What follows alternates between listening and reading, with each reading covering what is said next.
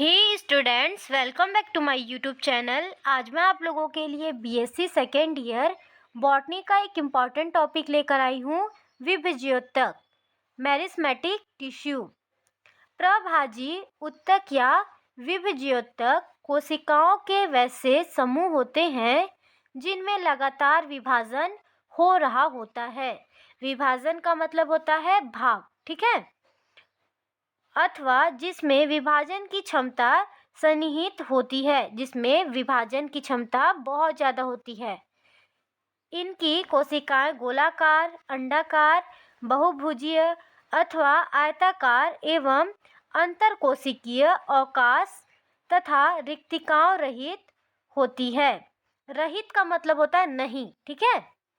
इनका केंद्रक स्थायी उत्तकों की कोशिका की तुलना में बड़ा होता है।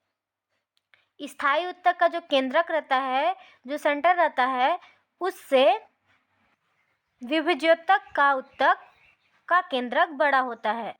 अब देखेंगे प्रविभाजी उत्तकों का प्रकार।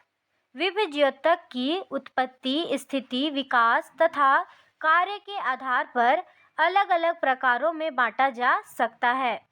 ए नंबर पे है स्थिति के आधार पर प्रविभाजी उत्तक। प्ररोह में स्थिति के आधार पर प्रविभाजी उत्तक निम्नलिखित 3 प्रकार के होते हैं, जिसमें से हम लोग सबसे पहले देखेंगे अग्रस्त विभज्योतक। ऐसे प्रविभाजी उत्तक जो कि तनों या प्ररोहों, जड़ों एवं शाखाओं के अग्रभागों, अग्रभाग मतलब आगे का भाग, पर पाए जाते हैं, उन्हें ही अग्रस्त या शीर्षस्थ प्रविभाजी उत्तक कहते हैं।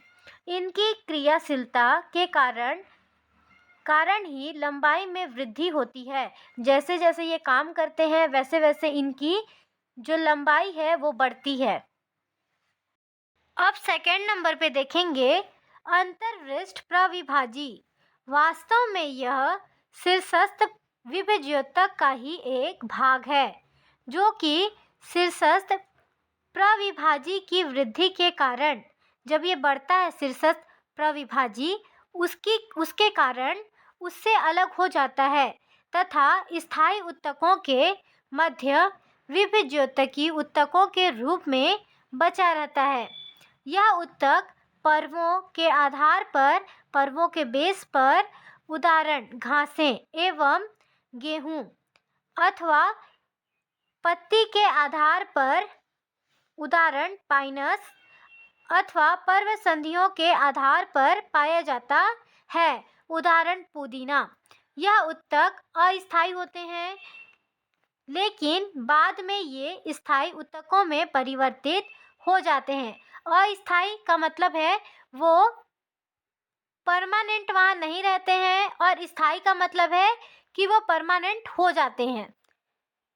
इस प्रविभाजी की क्रियाशीलता से भी पौधों में उसके विभिन्न भागों की लंबाई में वृद्धि होती है, मतलब उनकी लंबाई बढ़ती है।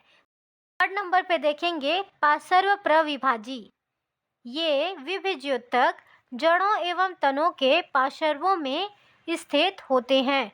जो पार्श्व प्रविभाजी हैं वो जड़ों से एवं तनों में रहते हैं, ठीक है, तथा ये ऐसी प्राथमिक कोशिकाओं के बने होते हैं जिसमें विभाजन केवल अरीय रेडियल होता है। इनका निर्माण स्थायी उत्तकों के पुनः विभेदन के फलस्वरूप होता है। इनकी क्रियाशीलता के कारण ही द्वितीयक वृद्धि, सेकेंडरी ग्रोथ होती है तथा पौधा मोटाई में वृद्धि करता है, मतलब पौधा मोटा होता है। आवृत बीजी पौधों एवं अनावृत बीजियों में पाया जाने वाला संवहनी कैम्बियम पार्श्व प्रविभाजी उत्तक का सबसे अच्छा उदाहरण है। कॉर्क कैम्बियम भी इसका उदाहरण है। पार्श्व प्रविभाजी उत्तकों को उनकी पार्श्वीय स्थिति के कारण ही पार्श्व प्रविभाजी उत्तक कहा गया है। यह उत्तक ऐसी एक स्तरीय आयताकार कोशिकाओं का बना होता है, जो कि यहाँ 2 की लिख दी हूँ गलती से, केवल एक ही तल में विभाजन करती है तथा अपने दोनों ओर नए संवहनी ऊतकों का निर्माण करती है। मतलब अपने दोनों ओर संवहनी ऊतकों को बनाती है। ठीक है, अब आगे देखते हैं। बी नंबर पे है कार्य के आधार पर प्रविभाजी ऊतक। कार्य के आधार पर भी प्रविभाजी ऊतक को 3 प्रकार में बांटा जा सकता है। कार्य का मतलब होता है काम। ठीक है, पहला है प्रोटोडर्म। ये ऊतक सबसे बाहरी सतह पर स्थित होते हैं तथा इनसे बाह्य त्वचा का निर्माण होता है। जो प्रोटोडर्म है, इससे बाहर की त्वचा बनती है। ठीक है, सेकंड नंबर पे है प्रोकैम्बियम। इसकी कोशिकाएं बड़ी होती है तथा प्राथमिक संवहन ऊतकों का निर्माण करते हैं। थर्ड नंबर पे है भरण विभेज्योतक। इस विभेज्योतक की कोशिकाएं अपेक्षाकृत बड़ी, पतली, भित्ति वाली और समव्यासी होती है। इसके विभाजन से अधस्त्वचा, कॉर्टेक्स, अंतस्त्वचा, परिरंभ, मज्जा, किरणों और मज्जा का निर्माण होता है। किससे? भरण विभेज्योतक से। ठीक है, सी नंबर पे है उत्पत्ति के आधार पर प्रविभाजी ऊतक। कार्य के आधार पर भी प्रविभाजी ऊतकों को 3 प्रकारों में बांटा गया है। पहला है पाक विभेज्योतक। ठीक है, प्रविभाजी ऊतकों का वह समूह जो पौधे के किसी वृद्धि करते हुए भाग की प्रारंभिक अवस्था को प्रदर्शित करता हो, पाक प्रविभाजी ऊतक कहलाता है। पाक प्रविभाजी कहलाता है। प्राक प्रविभाजी सर्वप्रथम बनने वाला तरुण प्रविभाजी कोशिकाओं द्वारा निर्मित व्युत्पन्न प्राथमिक प्रविभाजियों का निर्माण करते हैं। सेकेंड नंबर पे है प्राथमिक विभेज्योतक। ऐसी प्रविभाजी कोशिकाएं जिनकी उत्पत्ति प्राक प्रविभाजी अथवा पौधों की भ्रूणीय अवस्था अथवा पौधे के किसी अंग से होती है, उसे ही प्राथमिक विभेज्योतक कहते हैं। ये ऊतक जड़ों, तनों एवं उपांगों के शिखाग्र और अंतर्वेशी स्थिति में स्थित होते हैं। थर्ड नंबर पे है द्वितीयक विभेज्योतक। ऐसे प्रविभाजी ऊतक जिनका निर्माण ऐसे स्थायी ऊतकों से होता है जिनमें पूर्व से मतलब पहले से ही विभाजन हो, मतलब बटे हो चुका होता है, उन्हें ही द्वितीयक प्रविभाजी कहते हैं।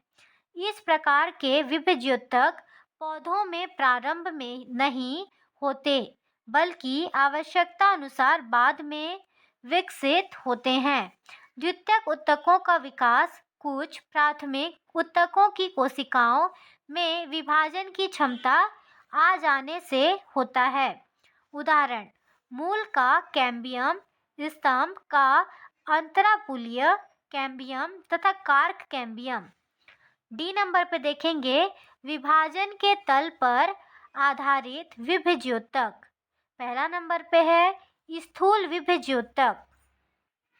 इनकी कोशिकाएं तीनों तलों में विभाजित होती है, जिसके फलस्वरूप अनियमित रूप से अंगों का निर्माण होता है। उदाहरण, भ्रूणपोष।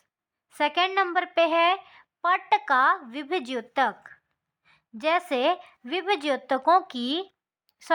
विभेज्योतकों की कोशिकाओं अपंतिक तल में 2 तलों में विभाजित होकर पट्टिका जैसी संरचना का निर्माण करती है, जिससे एक स्तरीय ऊतक का निर्माण होता है।